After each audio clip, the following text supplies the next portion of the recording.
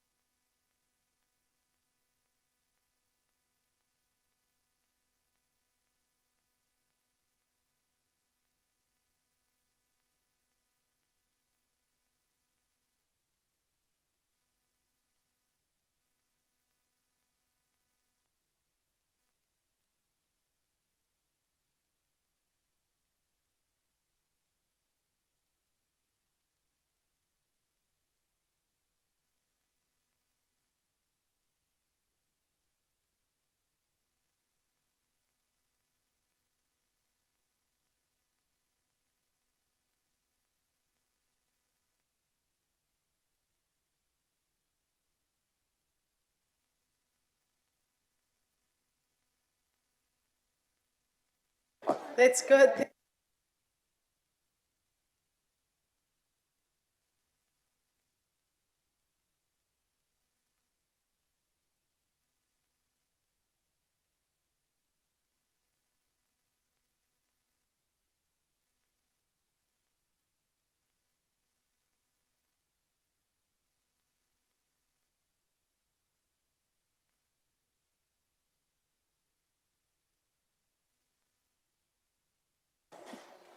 Inga mana inga rio, tēnā koutou katoa, no mai haere mai, piki mai, kaki mai.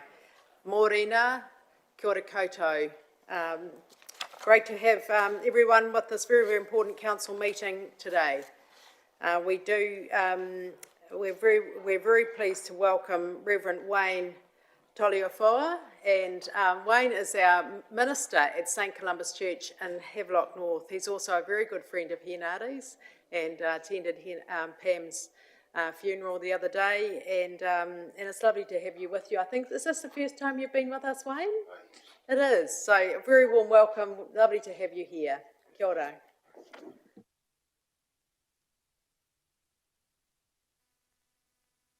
Orena and kia ora tātou, and thank you very much, Sandra, for your very kind welcome, and to all of you councillors. Well, I thought this being Maori Language Week, I'm a Samoan myself, so I'm going to be doing a Maori prayer with a Samoan accent. Oh, that's impressive. And then I'm going to finish the prayer in English. I noi tātou.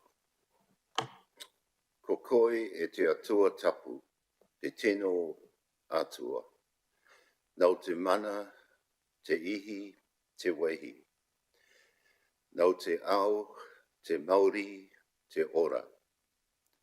Nau te katoa, I te rangi. I te whenua, ko koe tonu te atua. Ko koe te maramatanga o te ao. I te aho rā koe I roto I te pauri. Kia poto aku ake tau tama ko ihu karaiti, hei pou toko manawa mō te ao, ko koe tonu te atua. Ko koe te wairua tapu, ko koe taku rākau, ko koe taku toko, ko toi taku oranga ngā kaoe, ko koe tonu rā te atua, karoria ki a koe. God, who is love, bless this day and the work we will do this day. We especially commit to your care our Mayor Sandra and all councillors who have been elected to be leaders and carers in our community. Grant them the wisdom and the energy they need to do their work on our behalf. May they never feel alone. We pray that they will be blessed and that they themselves may become a blessing to this community which they serve, that our community may be a place where all will find a home and a place of safety. Grant to them times of rest and peace in their busy lives, and grant them the satisfaction that comes through serving others. We especially remember this morning Henare O'Keefe and his family as they grieve the loss of Pam. We pray that they may be strengthened by the love of each other and the love of others. These are our prayers in all the names of God. Amen.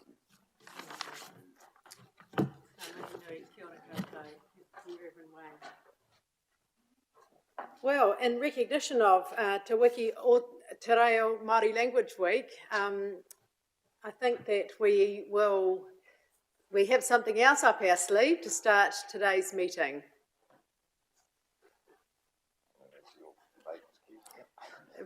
Kia ora, Baden. Kia ora tātou. Mihi ana ki te pāpa, te pāwhakawairua, hei whakatuwhera pai tā tātou nei hui tēnei rā, me te karakia, hei tāwharau nei a tātou i tēnei huihuinga. Mōrena, atu Māori e kia tātou tēnei te wiki o te reo Māori, te whakamanoa nei, te whakatairanga i tō tātou nei reo, nō reira, e mihi ana kia tātou, te kaunihera o here taunga, kua tautoko nei i tō tātou nei reo, tēnei rā tonu ka whakareo aina, tā tātou nei mahere rautaki reo Māori, nō reira e mihi ana ki te āhuatanga o tērā mahi nui whakahirahira. So just to say that, as we opened Te Wiki o Te Reo Māori yesterday, there was the Tauta Whiri had an initiative to try and get 1 million people engaged in what they call a Reo Māori moment. And that could be anything from speaking some kupu, karakia, waiata, whatever works for you. And so at the end of play yesterday, they had 1 million and about 20,000 people that had done it. So ka pai Aotearoa, ka pai Aotearoa. Yeah. And things are starting to change with the language, and I see it here in our chamber, especially with our Madam Mayor, who always starts her kōrero with the mihi, and which sets a great example for us as councillors. But also, I noted yesterday with the Prime Minister when she did her announcement that she said a tau parapara, which is an opening for a speech. Said it all in te reo and gave her mihi. So things are changing here in Aotearoa, which is great to see. But just to acknowledge James and our staff for the work that they're doing with our te reo Māori strategy, which I think is being launched today. Yesterday. Later on today, yeah. So I think we're going to have a bit of a launching today. So ka pai, kia kaha tātou, and I think that's the motto for Māori Language Week this week. Kia kaha te reo, Māori. So, you know, give it all you can. Have a go, have a try. You know, let the language live. Languages only live if they're spoken. They don't live on, you know, and they're not a paper exercise. You know, you have to speak te reo, and whatever we can do to support the speaking of te reo, tēnā pai tērā, eh? So, kia kā tātou te kaunihira arohi o here taunga. Kia kā tātou ngā kai kaunihira, our councillors, kia kā tātou ngā kaimahi, our staff, and also our whāngai here te reo. Feed the language, speak the language. Nō reira, huri no tēnā koutou, tēnā huri tātou. Kia ora. We're going to sing waiata too, eh? And two. Haere mai is our waiata today. Oh, we're going to do, you want to do that karakia first? Yes. Yeah.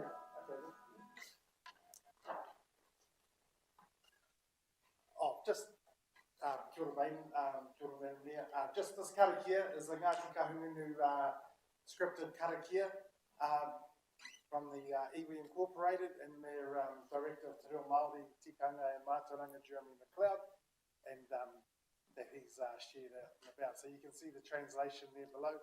So it's relative to a language, and any language at the end of the day, but in particular, given the week that we're in. So I think we can all have a go together, Right. and just where there's a comma, there's a pause.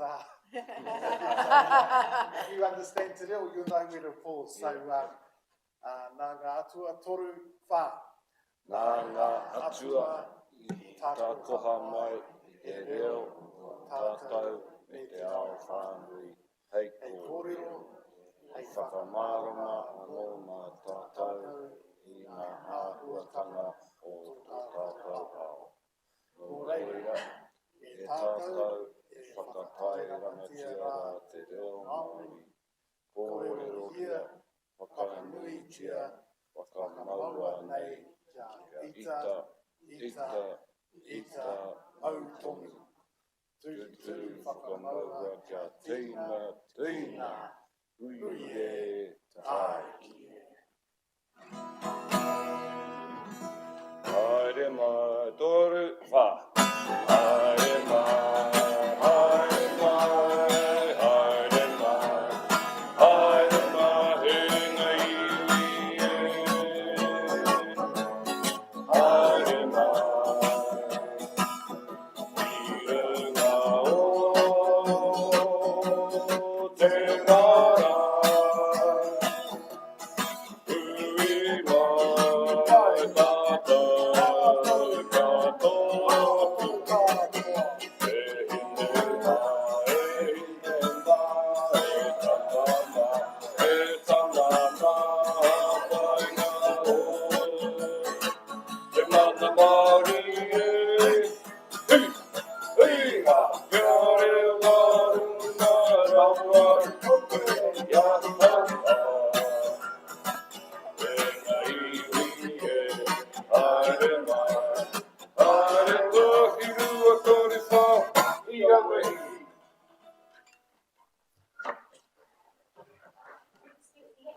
You can accept the actions. That's our next actions. Ia wai. Kia ora koutou, and thank you to the team. Ngā mihi nui. That's a great start to our council meeting today. And now can I just have the apologies moved. We have Paletti, who is unwell, and bereavement leave for Councillor O'Keefe this morning.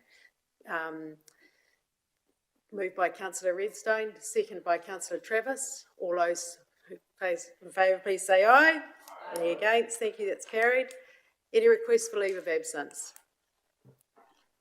Councillor Sholem. Thank you, Worship.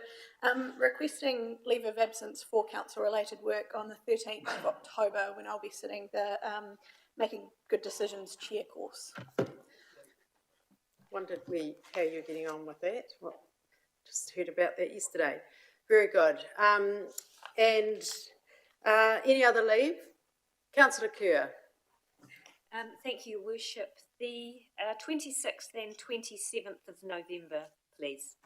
Thank you. No further requests? Move that from the chair. Can I have a seconder, please? Councillor Sears, all those in favour, please say aye. Any against? Thank you, that's carried. Right, moving right along. Conflicts of interest, can we address them at... And can I just point out today that our council meeting is live streamed, and for the information of the live streaming audience, councillors are accessing their iPads to get the agendas. So that's what they're doing. They've got all the agendas, saving our forests and reading the agendas today through their iPads. Confirmation of minutes previously circulated. Can I have a mover, please? Councillor Travers, seconder. Councillor Dixon, all those in favour, please say aye. Aye. Any against? Thank you, that's carried. Now we move on to item 6, and welcome to Tony Goodlass from Hawke's Bay Lass. Great to have you here with us, Tony. And there is and this is today receiving this report. But before we do so, and Tony, you'll be available to answer any questions from our council. But I'd just like to make some opening notes to this Hawke's Bay review that has been undertaken over the last 18 months. So we are receiving this report today, and while this journey has a long way to go, we're moving very quickly. We have made a great start. This regional Three Waters review has helped us understand how we can meet the changes and challenges of new drinking water, wastewater and freshwater standards. As we know, the world has changed post-COVID, post-Havelock North water crisis. This review has shown for us to continue to deliver a high level of affordable three water services. We have learnt that the costs would double from what our region's 4 councils had planned for. These affordability challenges will be faced by every region in New Zealand, but our region has worked together on this review, which puts us ahead of the game, with Hawke's Bay being the first to submit a proposal to the government. The key areas to make this work are the urban areas of Hastings and Napier, just as our council currently equalises and normalises costs across our district to provide safe drinking water to every person, including our 7 small communities such as Bridgepa, Pakipaki, Estelle, Tipuhui, etc., who are all supported by our wider urban community. This could also become the model for the Three Waters for Hawke's Bay. But to find a fair and equitable pathway going forward, we need to go one step further. And I'd like to explore and develop the options that could allow our region to start from an equal financial base with the support of government to deliver the Three Waters for Hawke's Bay, and do this in conjunction with the government reform. We have the capability and we have the expertise and we have the capacity within our region to deliver the Three Waters for Hawke's Bay. And importantly, we have a strong cultural case, which is our region's point of difference. And this needs to be in the front of mind to form any options to be considered for the future. Just as we deliver transport together with NZTA in an equal model with the government, this could also be used for the Three Waters. We need to continue our regional leadership and do what's best for the people of Hawke's Bay. Kia ora koutou. Now I invite the staff or Tony to come forward and present the report. Welcome, Craig. Kia ora koutou katoa. Councillors, I think the report is fairly self-explanatory, so just take the report as read and happy to take questions. Thank you, Craig. Tony, did you want to add anything? No? It's a very well written report, thank you. Any questions? Any comments? Starting with Councillor Travers. Yes, I do have a question. I read the report with a great deal of interest. But one thing I found slightly perplexing, when we look at the cost differential to the various parts of Hawke's Bay, a lot of that is dependent upon a condition assessment of their current infrastructure. Perhaps I'll say it a different way. Who actually did the condition assessment, and was it dependent upon the individual councils to come up with that information, or was there some sort of outside assessment? Mr. Thuy, thank you. Through you, Your Worship. So the process, we have not done an independent current state assessment of every asset. That would have taken a considerable amount of time and a considerable expense.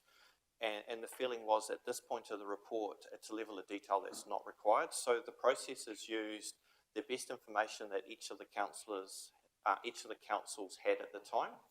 But it did include independent review or collation of the current council valuation approaches, which looks at the depreciation and current asset state from that side. So there was a level of balancing or judgment around differences in approach to valuation, which saw some adjustments in it. So the report is a summary of each council's current view of the state of the nation. And as this council knows, as we're working through the current LTP, we've looked and highlighted some additional expenditure that will be put forward into our LTP. And all the other councils would be similarly the same with Central Hawke's Bay, with their treatment plant. NACRA working through issues with the outfall and some stormwater upgrades. So all councils have further work to add to their books. This is an ongoing conversation that will need to be continuously updated. So it's likely that we will be quite accurate in our summation of our infrastructure because of the amount of effort that will be put in that particular area. So currently there's nothing to stop another council in being really optimistic about the current state of their infrastructure.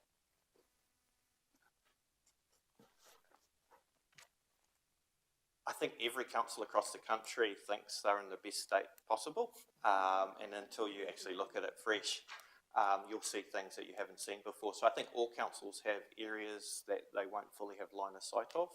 I don't think it's for me to make a judgment around the data of others compared to ourselves. Councillor Travis. Yeah, what I'd just like to add is for the report, the sensitivity analysis that was undertaken by WSP was to allow us to, best estimate for the purpose of the modelling. It was always envisaged, if this was taken to a next stage, that there would be a full regional condition and assessment, valuation assessment done independently. Thank you. Councillor Kerr. Thank you, Worship. Are you taking comments now? All right. I'd like to speak in support of this report and the actions that it proposes in the pathways. I look at it and see that the commonalities between our councils are far greater than our differences. I see that the importance to work together for the betterment of everybody in Hawke's Bay. I really respect the report acknowledges the importance of Te Ao Māori, and like I say, it's very clear pathways of what next, and as Mr. Thuy spoke about, the idea to be able to investigate further in condition scoring. For me, the highlight that the 300 odd million that we have all proposed to spend in the next 10 years is simply not enough. It's more likely to be 600 million, which highlights once again that we have more in common than our differences. So I really support this paper and ask that we all focus on those commonalities. Thank you. Thank you, Councillor Kerr. Councillor Sholem. I too would like to speak in favour of the way forward that's been proposed here. I do understand we're just receiving this today for information. What I'm really heartened by though, particularly from the sessions that we've had as 5 councils coming together, is the fact that we have had all leaders in the room talking about collaboration, and I don't just mean elected members, I also mean mana whenua and also experts in this field. This is a challenge that's going to face every council across New Zealand, and the Hawke's Bay region has a unique opportunity to lead a model forward. We are a region that has already started a process of working together through this process. And I continue to hope that our leaders in all their forms remain brave and keep their eye squarely on the future and the benefit of all our people across our region, not just our own patch. I'm heartened by the conversations to date. I'm heartened by the debate. But as I said, I hope that we continue to lead the way rather than just having something done to us. Thank you, Councillor Sholem. Councillor Barber. Kia ora tātou. Yeah, I do support the report and the the kōrero in terms of the overall objectives of the report. Just the thing that came up at the regional hui was about Napier and under the current modelling that they would actually pay a little bit more for their water rates compared to the rest of the region. And I try to get my head around why that really would be. But what really is the main driver for that? Is it because they've got their population in that small little 100-kilometre squared area? What is why would Napier have to pay a little bit more when the rest of us would be paying less? I just need some clarification on that. And my other question is, Tony, I know this went to the National Steering Group. Where to from here in terms of that kind of national picture? Thank you. Tony, do you want to answer the first question about the steering group? Okay. Thank you, Councillor Barber. Yes, we did have the opportunity to present to the steering group last week, so that was Dan Bonifant from Morrison Lowe and myself. The focus on that was really about, from my perspective, was what made our piece of work successful. And we talked about the platform of leadership and collaboration, that starting from the MOU that was signed from our mayors through to the way our chief executives work together as the sponsors of this project, through to our project control groups, which consisted of Craig and his counterparts across the region, and then right through our organisations. And it was about how you set this up for success. So I think that was a really important piece to understand is what we've done here and why it has worked regionally. In terms of the next steps, government are now starting to put out their communication around the hui and the other activity that's coming up. There's a series of Zoom meetings.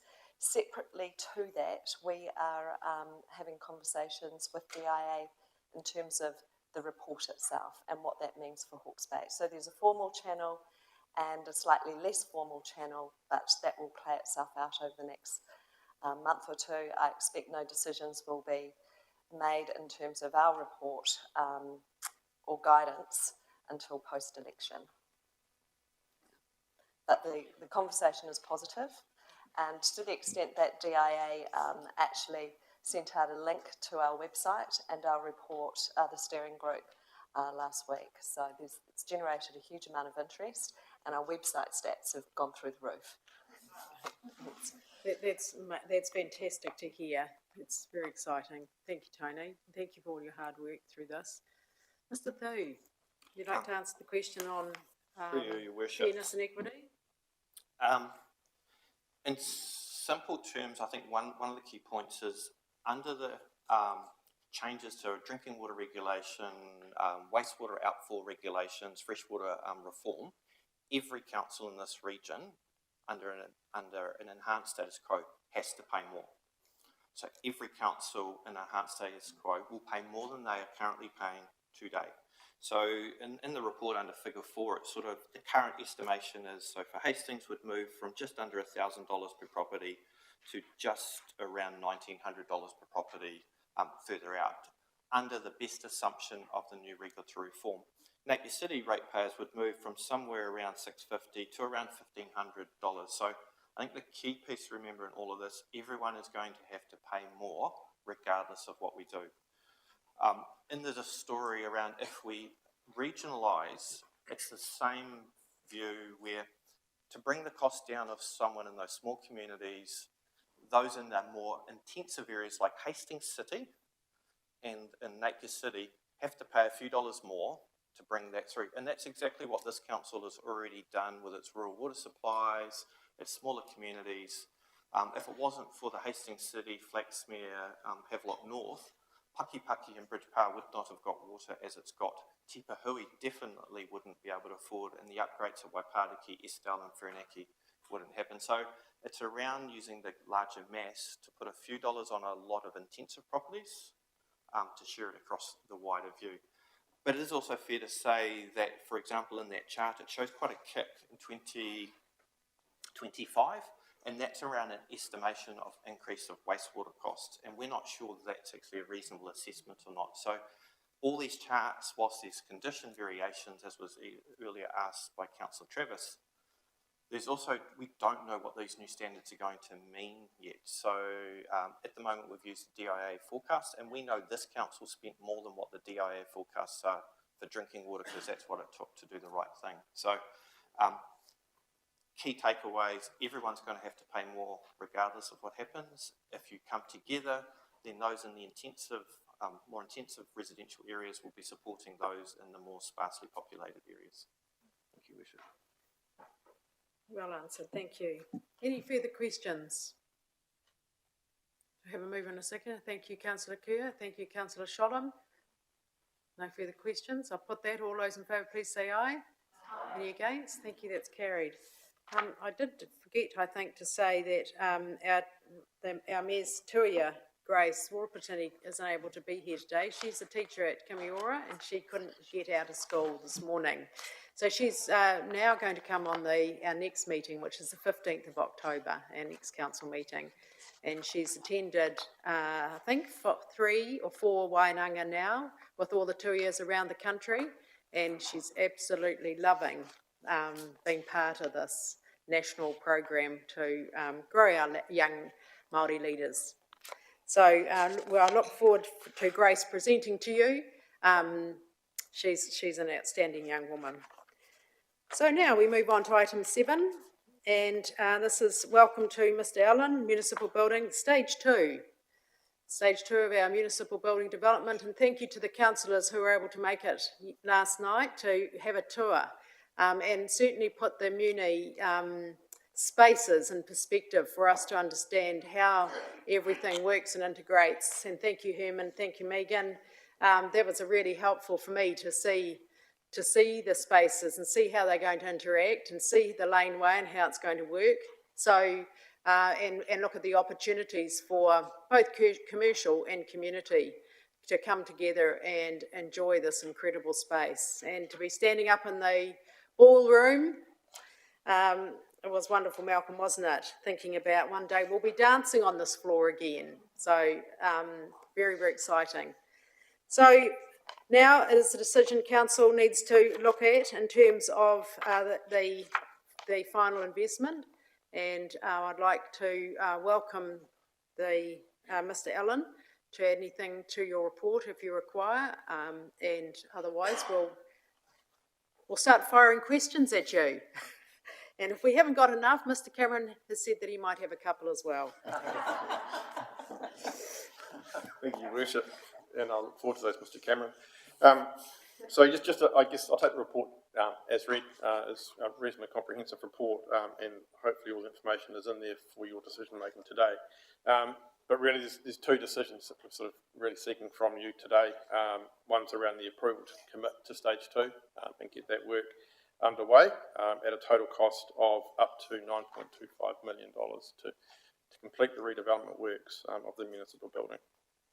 Also seeking approval from council to allocate an additional $5.5 million of unbudgeted loan funding to this project to see it through. If council was to approve these requests, it will provide the project with all the certainties around its delivery, around the timeframes that we can operate to, and ensure that the project can be delivered in the most cost-effective and efficient way. The strengthening works at the moment are ongoing, and they're sort of targeted to be completed around April next year. And there is an opportunity, if we can commence works on the redevelopment, or have certainty around the redevelopment, that some of those works can start to happen in tandem with the strengthening works. Therefore, provide some efficiencies with work that Chimco are doing, and also improve the timeliness of the delivery of the project, which we all want to see concluded. Council's been sort of reasonably successful in fundraising for this project over the last year or so, and received $4.75 million for the municipal building project last year from lotteries. There had been an expectation that there would be, additional fundraising generated for the balance of the work required in the redevelopment works in stage 2. We haven't been successful in generating that funding, hence the request that's come to you today. There are still opportunities, and we will continue to explore those right through until the building is complete. So the full funding allocation may not be required if we have further success in funding applications. But at this stage, we've explored what options there are, and while there's still some opportunities, I think the successes that this council has had in fundraising and generating external funding, particularly from central government in recent months, has probably been to the detriment of this project as well. There has been an enormous amount of consultation and community engagement on not only the municipal building, but also the Opera House and what is now the functions on Hastings space as well, and the overall Toi Hawke's Bay Arts and Event Centre complex. A lot of that consultation has been through long-term plans. There's been a special consultative process that was undertaken as well, and most recently there was a community engagement exercise last year, taking to the community the business case that had been developed and the future use options for the municipal building.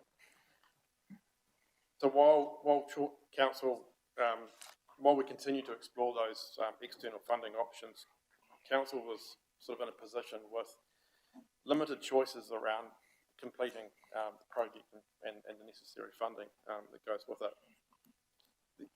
The option in the alternative option in the report canvasses the idea of inserting some additional funding in the long-term plan, in year 1 of the long-term plan.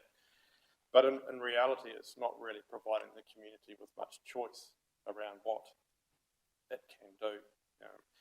Council would have committed to strengthening the municipal building, and at that point in time, whilst we have a strengthened building, we don't have a building that's usable. And that position was well traversed by council when they agreed to initiate the strengthening works in November 2018, on the basis that we needed to strengthen the building to enable the Opera House to open, and that work was undertaken at that time. So really the LTP wouldn't necessarily be providing the community with options, valid options around whether to do it or not, but instead more of a budgetary and timing exercise. So if council does agree to the recommendations that are put forward in the report today, the next steps will be to finalise the detailed design, and they are very close to being in that stage. Submit building consents, and then once we have that certainty, we can really engage with the community and more importantly, a commercial mind to help us stitch together the necessary tenancies that will really bring the building to life and maximise the opportunities that each sort of quite discrete and unique space creates. So, Thank you, Mr. Allen. Start with Councillor Barber.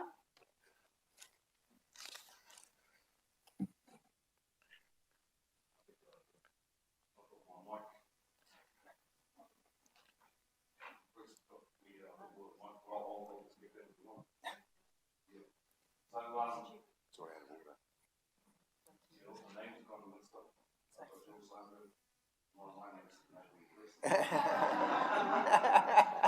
That's all right.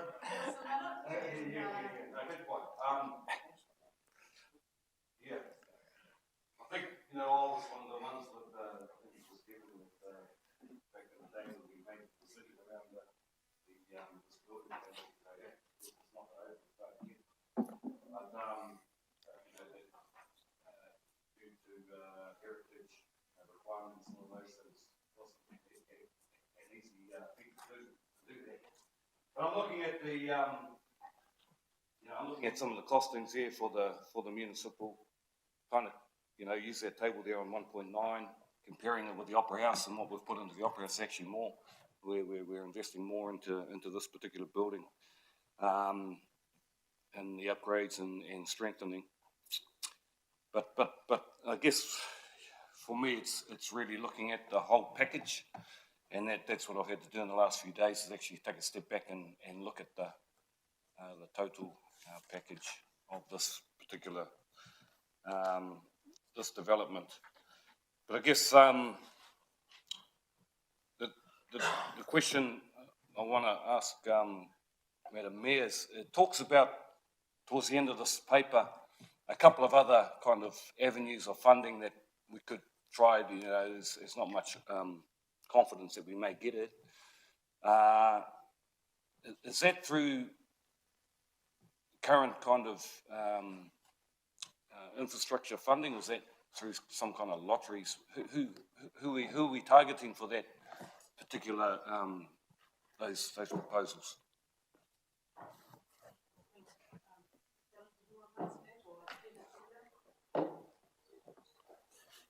So we were obviously successful through the lotteries last year. So that was through the Lottery Significant Projects Fund and the Lotteries Heritage Fund as well. There is a Community Facilities Fund through lotteries. We did apply to it at that time, but we declined. I think obviously the parties talk to each other. There is the Ministry of Culture and Heritage funding opportunity as well. It's a fund of last resort. And we're certainly having some more conversations in that space. Yeah, probably all I'd add through you, Your Worship, is, as Mr. Allen said, we've been very successful in attracting over $9 million of external funding into the precinct, if we think about it as a whole. I think from a culture and heritage point of view, when we look at the municipal WASP, there's cultural elements there. We've already received over $4 million of lottery heritage funding, and I think whilst we will continue to explore funding avenues, I don't have a high confidence level that we're going to be well up the pecking order in terms of receiving any further culture and heritage funding, given how much investment's already been made, and to a lot of what we're looking to do now is around more of the commercial sort of offerings. Thank you. Councillor Dixon. Thank you, Worship. Firstly, the walk through yesterday, it's unbelievable the amount of strengthening that's required in this building. It's far more than it was required for the Opera House, and I think the people out there need to know that. And when we saw the mountain of wiring that had been pulled out in the condition it was in, we can also understand why we need additional wiring and complete replacement of the wiring. I'd also like to comment on the passion of the GEMCO workers that they've got for this particular building, and the potential of this building is immense when you use it. Just a question, when we had the precinct subcommittee for the Opera House, we had a governance oversight. I'm just wondering whether it would be appropriate to reset that committee and look at the municipal building and the governance role to see what's happening as we roll that out and look at the commercial. But that's just a question. I'm more than happy to move the recommendations. Thank you, Councillor Dixon. And at our water hui on Saturday, a couple of the community, yes, they came along to hear about Waiaroha, but they also wanted to talk about the municipal buildings. And so it was great, councillors were there, were able to, be able to discuss the municipal buildings, where they're at, when they're likely to open, how much they've cost. And so I think that having bringing that working party back into with a couple of governance overseeing is a really good thing, because we're at the final stages there of where things will go and getting that community right to the end. We had it in the beginning, and it's like, right, we're just about there. So certainly take that idea up. Councillor Sholem. Thank you, Worship. A few questions and then a comment, if I might. Through you, Mr. Allen,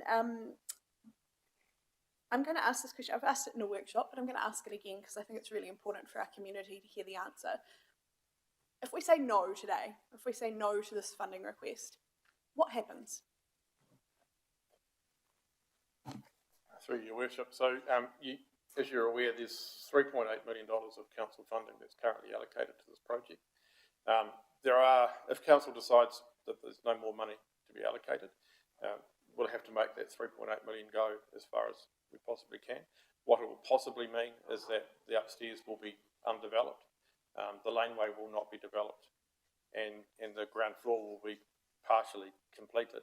I think that's probably a summation of where the 3.8 million will get us, and we would have to continue to try and gather as much external funds as we possibly can to complete it. Thank you. My other question is, this has been a complicated project that, as Councillor Dixon mentioned before, we've uncovered a wiring issue within the municipal, which obviously requires additional funds.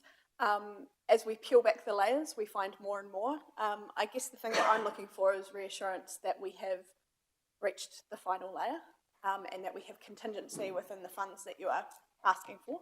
Can you provide some assurance around that? So the costings to date have been prepared by GEMCO. They're based on the developed design material. So at that point, there's an element of conservatism in the costs as they work through that, identifying that through the developed design, we don't know everything yet. The detailed design is very close to being completed. There's a reasonable contingency built into the overall project. And there's also a few of the key elements, the sort of more expensive elements. There's quite a bit of, contingency in those costings as well. So I think where we are is there's a reasonable degree of confidence that what we're asking for today is sufficient to deliver on the project. The next steps, and there'll be sort of a further opportunity to tension those costs, is when the detailed design is complete. The building consent is lodged. GEMCO will then, through the early contractor engagement that they have, will fully cost those detailed designs. Those detailed designs will also be costed by an independent QS out of Auckland, and at that time, the two parties will come together and work through any variances that are sort of there. I think that, that's exactly the same process that we went through with the Opera House, with functions on Hastings, and with the stage 1 strengthening works of the municipal building. It's sort of a robust process that we think will work well this time too. Thank you. Your Worship, if I might comment? Thank you. I wasn't here 5 years ago when this council endured a beating heart in the CBD suddenly stopping. And that was our arts precinct, our Opera House, our municipal buildings. But I am really incredibly grateful for those who were here, and some of them are still at this table now, for the decision not to simply tear down that section of our CBD. That section of our CBD has multi-generational benefits. It is a place that, as a child, I performed on stage in the Opera House, and as a teenager, I went to my first ball in the municipal buildings. And I can tell you now there are countless people throughout our community who have those stories. This is a place where we all grew up and where we want our children to grow up. There was nothing more exciting for me than taking my children into the Opera House when we reopened Toi Toi recently. It was the first time they'd ever had the opportunity to go in there, which to me had been really sad because it is a rite of passage. And I hope that our council will make a decision here today that will allow them to potentially have their first ball in the municipal buildings. We have a gaping wound in our CBD right now. That's an unfinished municipal building. It sits there, it's ugly, and it stops the investment that we've had to date within the rest of our arts precinct being fully realised. There are benefits to the arts community in reviving this building. There are benefits to the overall precinct and vitality of our CBD in us investing in this. There are benefits to bringing conferences and fully realising the potential of Toi Toi as a whole by completing this. And there are benefits, as I said, to our children. to the next generation. The decision we make today affects them. It's for that reason that I would be incredibly proud and happy to second the motion. Well said, thank you, Councillor Sholem. Councillor Watkins. Yes, thank you, Your Worship. If I could just make some comments and then a question, please. You know, it's just a little over 100 years ago that a small community, a relatively small community of 6,000 people here in Hastings, built our municipal complex, which was probably the envy of people from one end of New Zealand to the other. And that complex has faithfully served this community from generation to generation. And I stand here today and feel it's a privilege that we are now making sure this building will serve generations for another 100 years. And we are asking for more money, $5.5 million, and that's a considerable amount of money. But if you put it in context with other historic buildings that are being restored at the moment, and if we just look at the Wellington Town Hall, already $90 million over budget, and they still haven't finished. So where's that going to end up? And here we have this fantastic complex of the new functions on Hastings, our new Opera House, municipal buildings, just $5.5 million to finish it. Fantastic. 90% of the people have said, we want this building finished. And that's what we're going to do, and that's what we must vote to do today.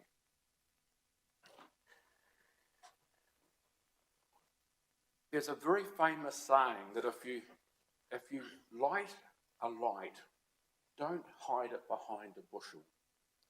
This complex is the light of Hastings. This is the beacon for everybody who lives in Hastings and who comes to Hastings. So I'll vote for it, but my question is this: for God's sake, don't make this and open at 8 o'clock in the morning and shut the doors at 5 o'clock at night and turn the lights off. If this is going to be the beacon, it's got to shine 24 hours a day, 7 days a week, 365 days a year. So let's do it. Well said, Councillor Watkins. Councillor Nixon. Thank you. So now Councillor Watson seemed to jump ahead of me. I'm not sure how that happened.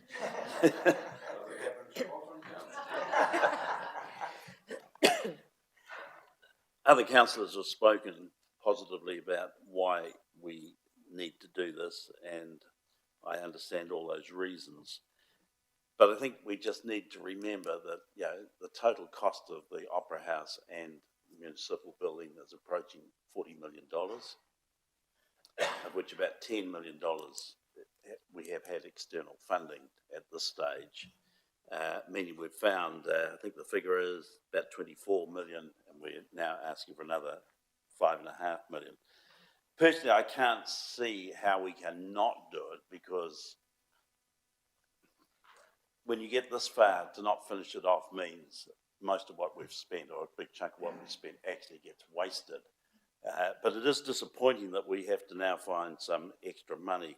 So I've got a couple of questions, three perhaps. The first one is,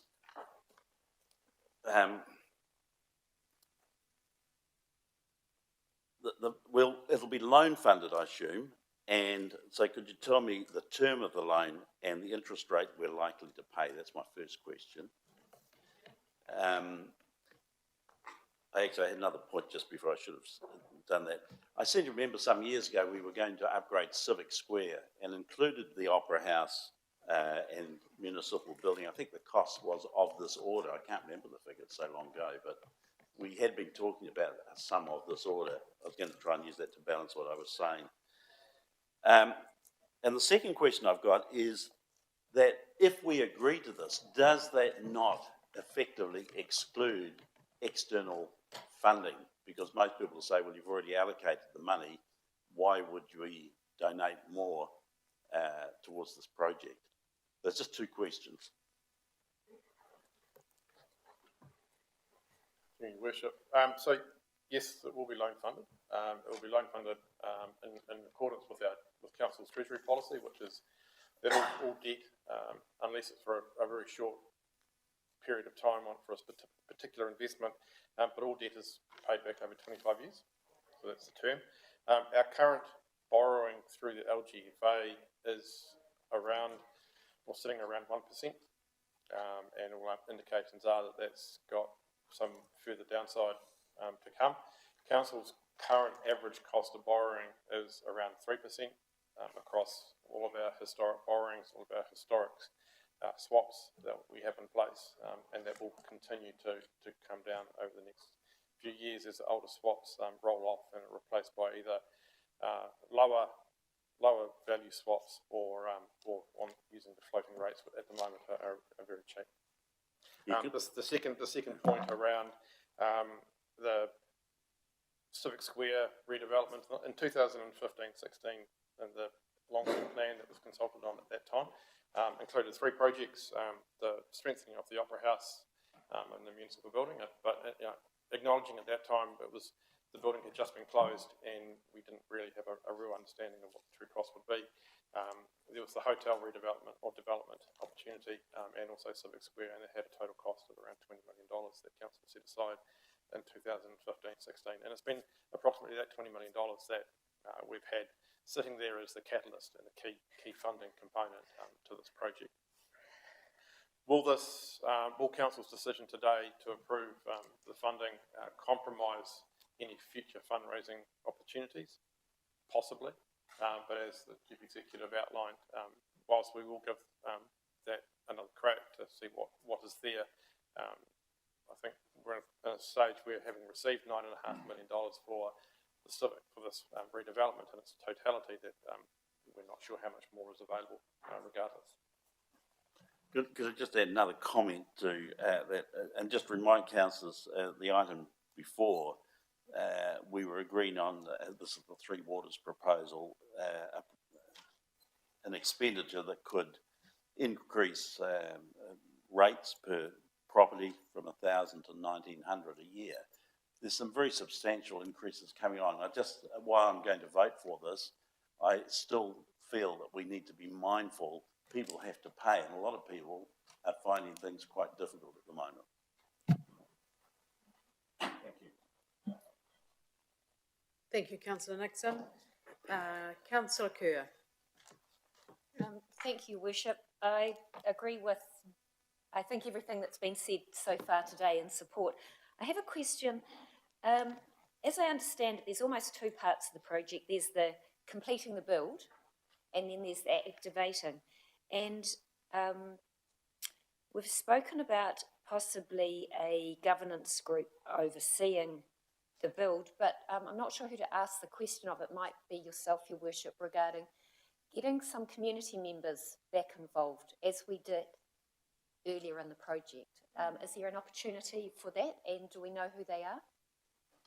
We do, and they are a very passionate working party that started the journey with us. We had our first meeting over here in the gallery, and they've been working hard ever since. And so, while we've had a bit of a lax because there's really wasn't anything too much for them to do in the middle when the strengthening was occurring, this is a good opportunity, as Councillor Dixon has said, to get people around the table again. So just to clarify, we can involve them, and do we need a additional recommendation, or are we happy just to ask staff to make that happen? Thank you. Thank you. Councillor Corbyn. Thank you, Your Worship. I support the proposal, but I do note that the 5.5 million in borrowing is unbudgeted, and I would just like some comment and reassurance that we're still within our Treasury policy on borrowing. Through Your Worship. So the main measure for us around maintaining our policy limits in a Treasury sense is that we operate to 150% of our income to debt levels. Currently, Council's debt levels as at 30 June, end of the financial year, is approximately $150 million against approximately $140 million of revenue. So comfortably within our current treasury limits. In saying that, we do have significant investment profile ahead of us that will put pressure on those upper limits of 150%. That currently is council's debt ceiling, so to speak.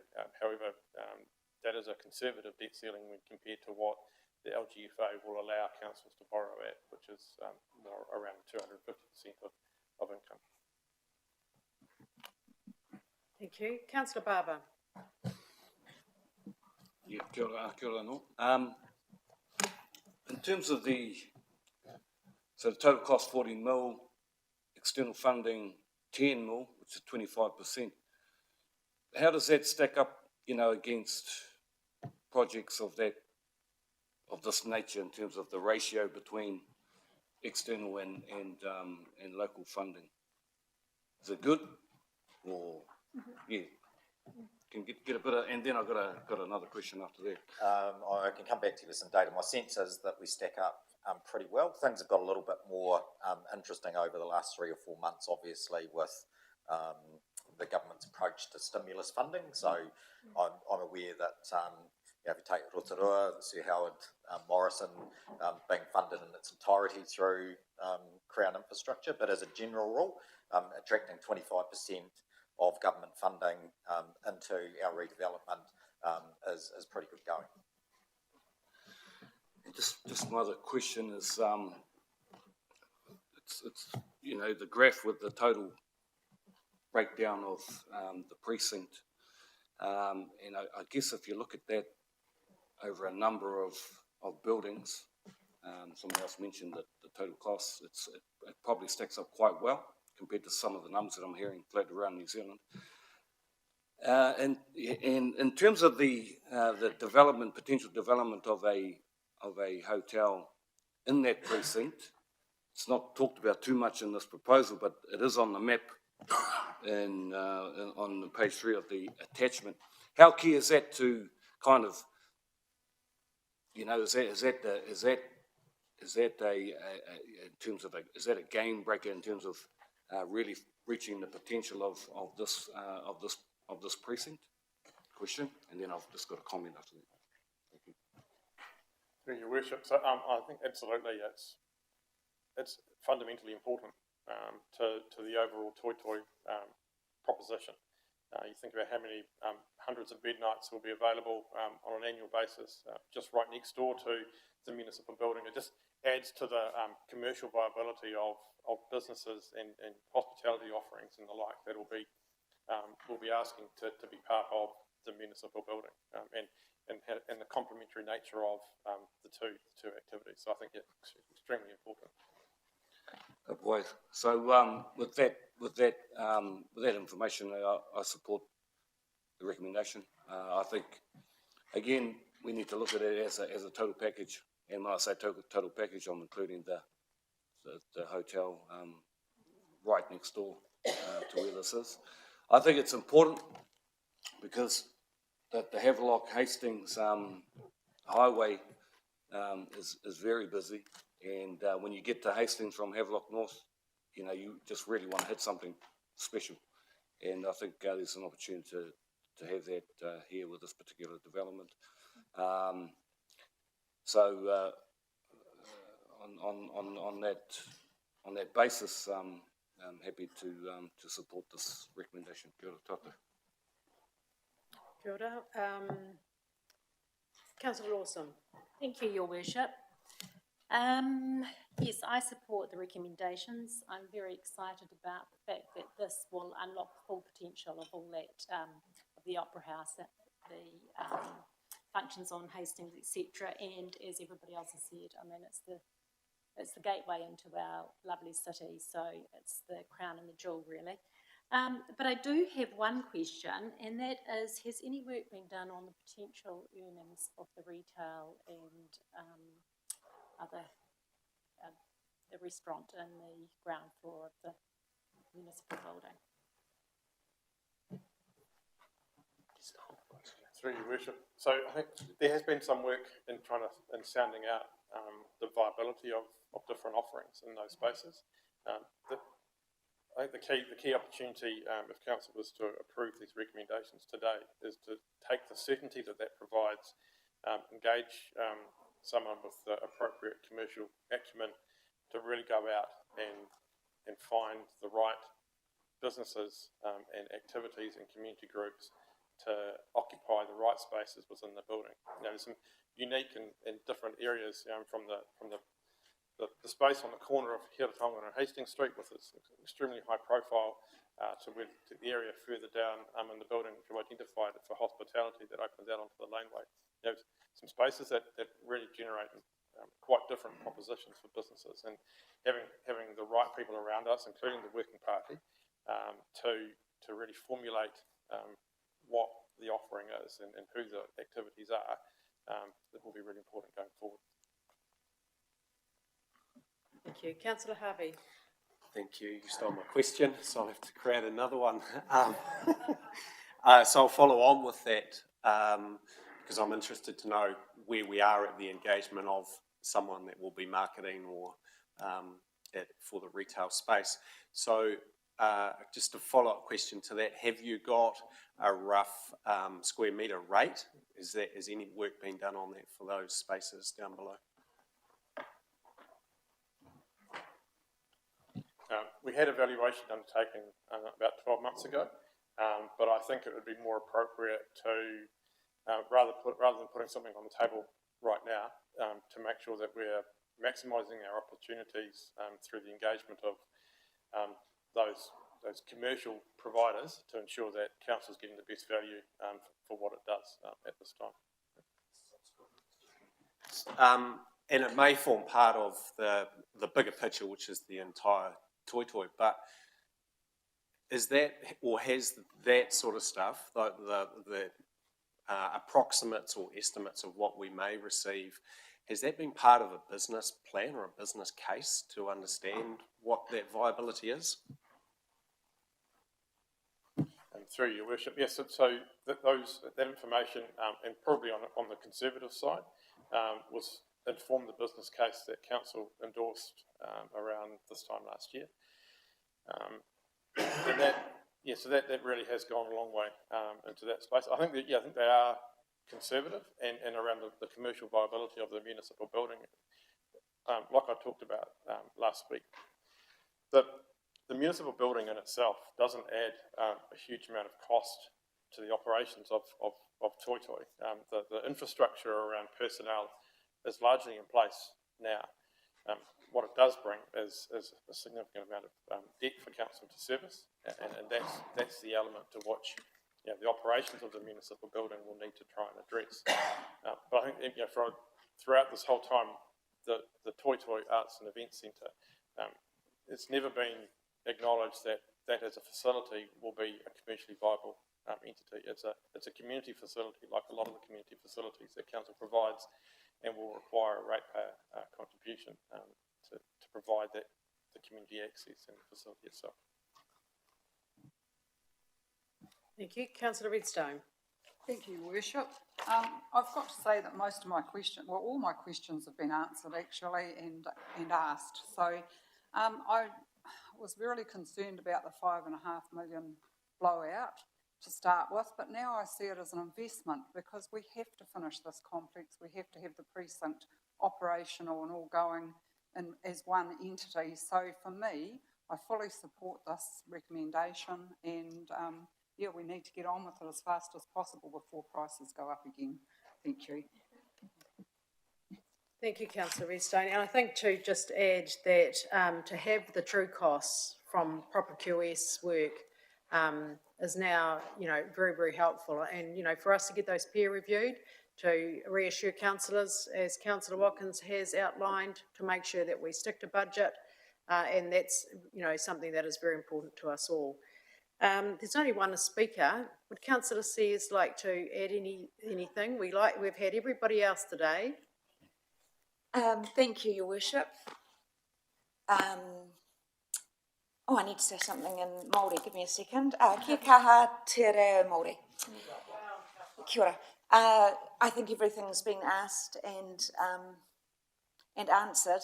I have to say that I wrote a note to Councillor Sholem saying I'd have to vote for it after that passionate speech. All my children too have performed at municipal.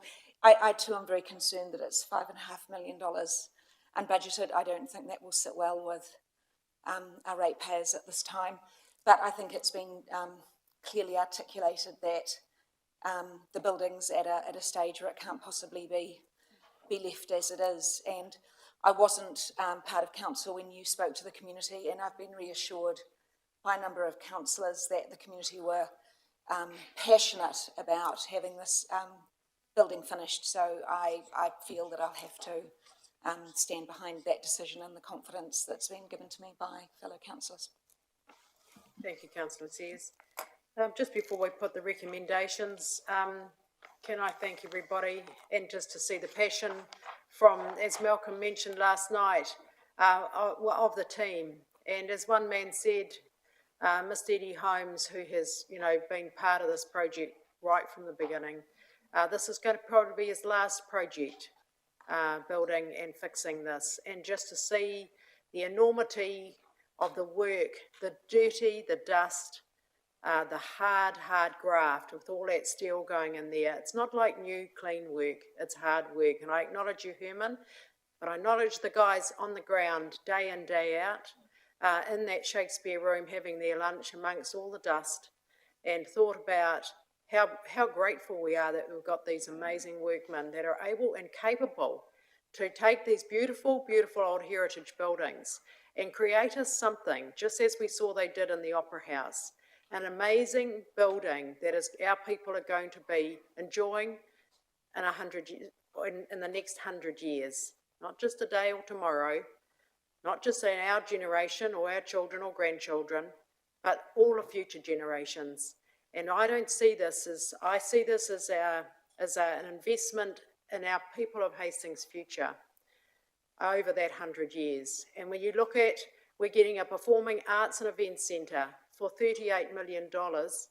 Some people said they don't actually believe me, but I told them that's what it is, because it isn't. There isn't any more. But we're in a very strong place because there's not too many of these beautiful heritage buildings left in New Zealand. And you saw what Central Hawke's Bay did with theirs, and you saw the people who've got on and done that. And what they're doing is they're bringing their community together every week to enjoy music, to enjoy being together, and that's what we're creating here. And this is the last push. And we don't want any more papers coming to us with any more funding. We want a proper peer review of all those costs, and we want to make sure that we are doing this the best way we possibly can for our community, for our ratepayers. And this is an enormous investment in the people of Hastings' future. Kia ora koutou. Could I just comment, Your Worship, Yes. and just assure you and the councillors that neither Mr Allen or myself are wanting to bring another paper on the municipal other than a progress report to say we're on time and we're on budget. And I think one of the reflections on the Opera House that was quite successful is at the point that we got to the detailed design and the relationship with Gemco, the early contractor involvement, the independent quality, independent QS of the pricing that Gemco did. One of the positive lessons out of the investment to date is we did deliver the Opera House on time and on budget to a very high quality level. And so I think I just want to state, in addition to Mr Allen, we have a good to high level of confidence that the work that we've done and where we're at in terms of the detailed design is that we won't be coming back with a number different to the one that we're asking you to make a decision on today. Thank you. So we could break now for a cup of tea. Is that what's... Oh, wow, sorry, yes. I put the recommendations. Well, after all that, everyone speaking, that is fantastic. I'll put those recommendations. All those in favour, please say aye. Aye. Any against? Thank you, that's carried. Well done, everyone. Give yourselves a big clap. Now we'll have a cup of tea. Oh, you do deal Oh, with tea's at 10:30. So we'll do family. We'll do Frimley now. Welcome, Rachel.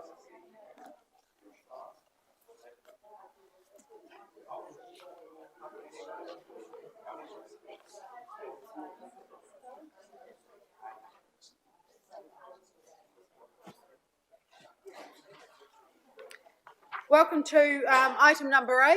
Item number 8 is our beautiful, beloved Frimley Park, another part of our district that is very much loved by our community and enjoyed by so many people in so many different ways, from sport to the rose gardens to the playground, and it's a very, very special place. And so welcome, Rachel, to present your paper. Thank you, Your Worship. Tēnā koutou, ko Rachel Stewart, toka whenua. As the Policy Manager over 160 parks and reserves within our district, it is with pleasure that I bring this report to you today.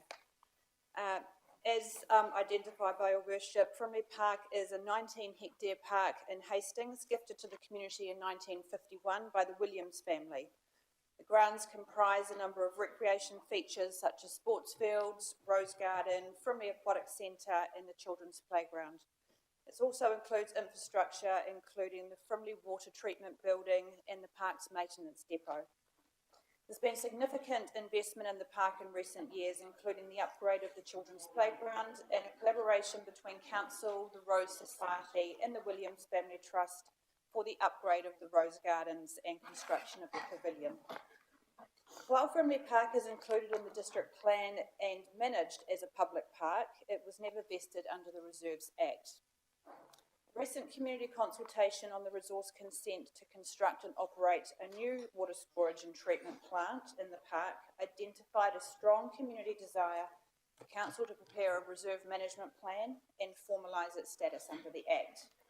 This report seeks authorisation to give effect to this community desire, and it's also consistent with the previous resolution of Council that we will start to vest parks on an incremental basis when we write reserve management plans for them. So the Reserves Act provides the process and methodology for declaring and classifying land as reserve, and it also includes the ability to classify them for different purposes. This is important with Frimley Park because the appropriate classification for the existing and future water treatment buildings is a local purpose network utility reserve classification, and that also allows us to retain the main land holding of over 18 hectares as recreation reserve.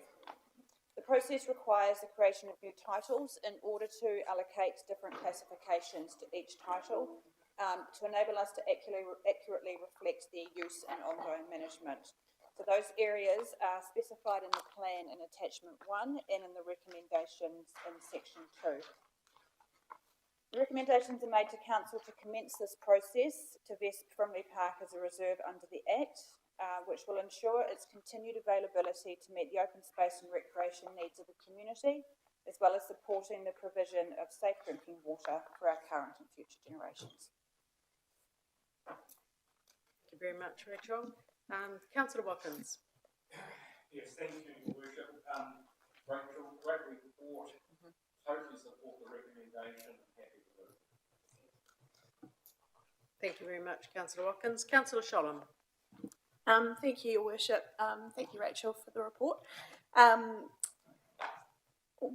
do have one question. Sorry, I'm just going to find where it is. I've lost the plan. One moment, please.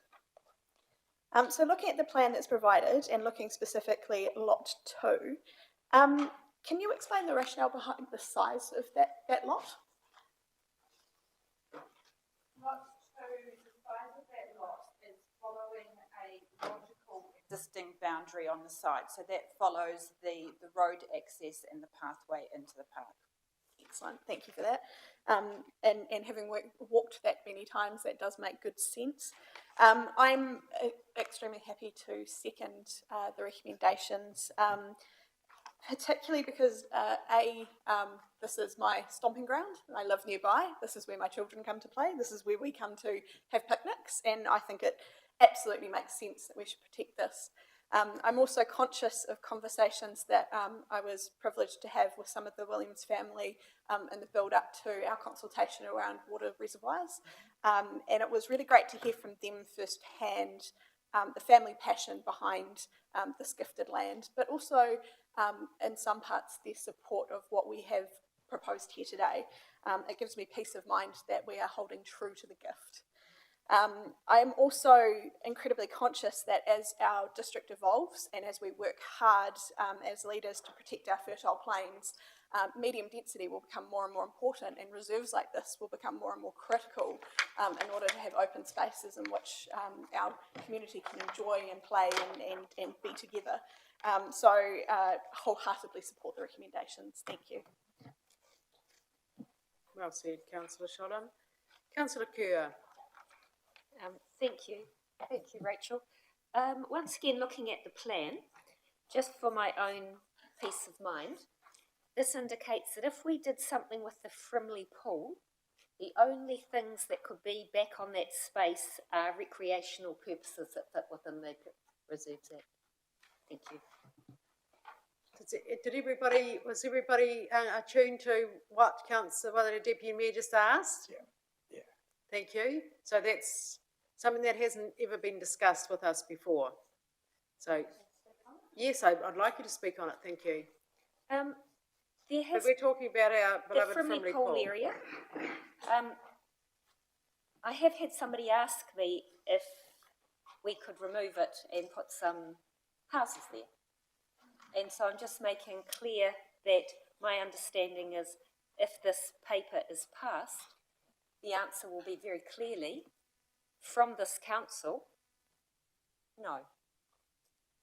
And that the only things that can go on that space where the Frimley pool is are things that are acceptable under the Recreation Reserve rules and policies. Thank you. Councillor Dixon? Yeah, thank you, Worship. Rachel, very, very supportive of this plan. I'm just wondering why Lot 4 was included when it's a wee way away and it's just right on the Frimley school boundary. I know it was donated by the Williams estate, and that could well be the reason. Correct, and so when we look at the certificate of title for the property, that's included in that certificate of title. So when we're doing any work with relation to those land parcels, we need to include that lot. Thank you.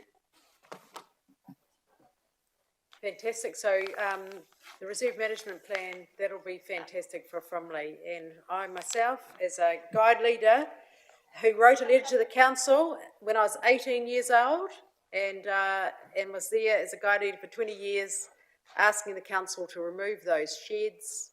I can't wait to see the day. I'll be down there. I'll be throwing my arms in the air when those old sheds are gone and we give that back to the community. So this is a very good, positive outcome. No other speakers? No other questions? Thank you. I have a mover and seconder. I've put those recommendations. All those in favour, please say aye. Aye. Any against? Thank you. That's carried. Now we'll break for morning tea. The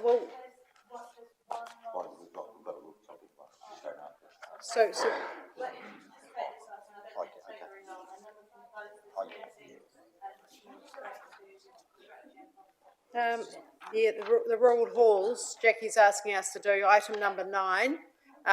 We'll just continue with item number 9. I'll just ask the Deputy Mayor if she would like to speak on item number 9 before we discuss it. Councillor Sears. Kia ora, thank you, Your Worship.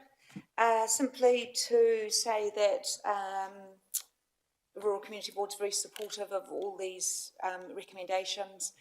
As most of you are probably aware, 7 of our 21 halls applied for the, was it PGF funding? That's just come through, and they were all successful in their full applications. There are still 14 halls that were unable for a number of reasons to apply to that fund, so we were very supportive of bringing forward the second round of funding for November. We missed the annual round that usually comes about, was missed because of COVID, had the second round of PGF funding, so we're opening up this round in November to make sure that there's been fair and equal access to funding for all our rural halls. Also, a big barrier for many of the rural hall applications has been the requirement that 50% of the funding is available through the hall, and then the council is able to match that. And that, again, has been a barrier to some of our very small halls to apply for even quite small funding. And what we've done to make sure that that, again, is recognised for those halls and communities that have worked hard for funding is we will give priority to those that can show they've invested time, labour, resources into to bringing their 50%, but it's now not exclusively available to those. So yes, we're very pleased to bring this, and we think it's going to offer open opportunities for these rural halls that are so important to our rural communities. Thank you. Thank you, Your Worship. I'm not sure who to direct this question to, so I shall just throw it out there and hopefully someone will grab it. Thank you, Councillor Sears. It made a lot of sense there. You answered a question I had around why the requested change to fund more than 50%. My query is, you gave so through you, Madam Chair, you gave an excellent explanation as to why that might be the case in some situations by saying that you would be looking at effort put into fundraising as opposed to necessarily success. And I'm just wondering if that is going to be formally captured anywhere so that is recognised. So it's not just that anyone can apply for more than 50%, it's those who can show that effort that's put in.